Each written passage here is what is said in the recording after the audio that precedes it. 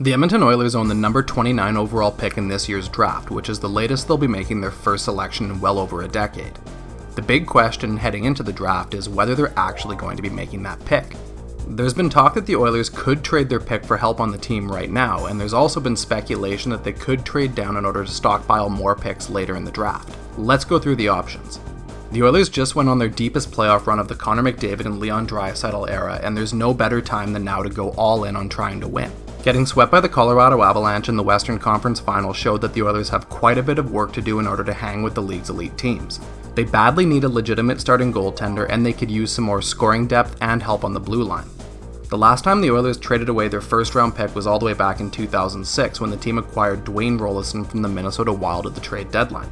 If the Oilers could move the number 29 overall pick for a player anywhere near as impactful as Rollison was, they'd do it in a heartbeat.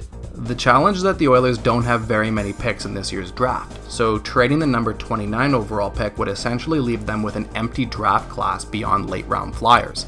The second round pick was moved for Brett Kulak, the third round pick was moved in the Duncan Keith trade, and the fourth round pick was moved last season for Dmitry Kulikov. So after the number 29 overall selection, the Oilers won't be picking again until the fifth round.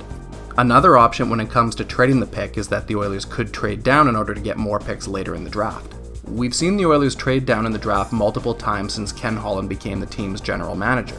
Back in 2020, the Oilers moved their third round pick to the San Jose Sharks for fourth and fifth round picks. The swap resulted in Edmonton getting Carter Savoie and Tyler Tullio, two quality forward prospects. Holland has also showed that he's willing to trade down in the first round. Last summer, the Oilers traded the number 20 overall pick to Minnesota and got back the number 22 and number 90 overall picks in return.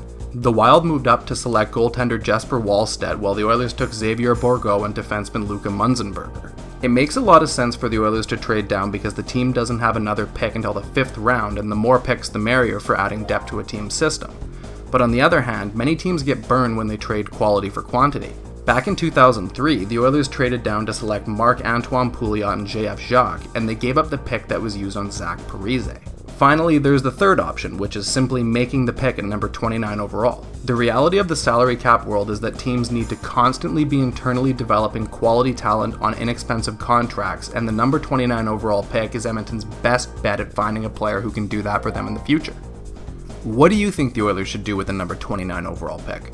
Let us know in the comments.